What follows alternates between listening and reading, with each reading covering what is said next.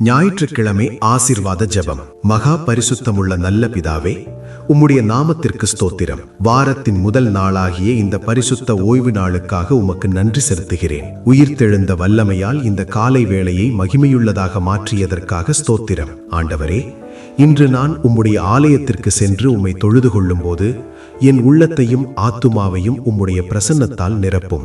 2 அல்லது 3 பேர் என் நாமத்தினாலே எங்கே கூடியிருக்கிறார்களோ அங்கே அவர்கள் நடுவிலே இருப்பேன் என்று சொன்ன வாக்குத்தத்தத்தின்படி இன்று ஆராதனையில் உம்முடைய மகிமையை நான் காணச் செய்யும். இன்று பிரசங்கிக்கப்படும் இறை வார்த்தைகள் என் இதயத்தில் விதைக்கப்பட்டு 100 மடங்கு பலன் தரட்டும். என் வாழ்வின் குழப்பங்களுக்கு உம் வசனத்தின் மூலம் தெளிவு தாரும். பேசுகிற உம்முடைய ஊழியர்களை ஆசீர்வதித்து அவர்கள் மூலம் என்னோடு பேசும். கடந்த வாரத்தின் போராட்டங்கள், கவலைகள் மற்றும் தோல்விகளை உம் பாதத்தில் வைக்கிறேன். இந்த ஓய்வு நாளில் என் ஆவி, ஆத்துமா, சரீரம் மூன்றையும் உம்முடைய வல்லமையால் புதுப்பியும். புதிய வாரத்தை தொடங்க தேவையான நம்பிக்கையையும் பலத்தையும் எனக்கு தந்தருளும். உலகெங்கும் உம்மை தொழுது கொள்ளும் சபை மக்களுக்காகவும் ஊழியர்களுக்காகவும் ஜெபிக்கிறேன். சமாதானம் இல்லாத இடங்களிலே உம்முடைய சமாதானம் நிலவட்டும். வியாதிப்பட்டவர்களுக்கும் துயரத்தில் இருப்பவர்களுக்கும் இன்று ஒரு நற்செய்தி கிடைக்க அருள் புரியும். என்னை முற்றிலும் உம் கரத்தில் ஒப்புக் கொடுக்கிறேன்.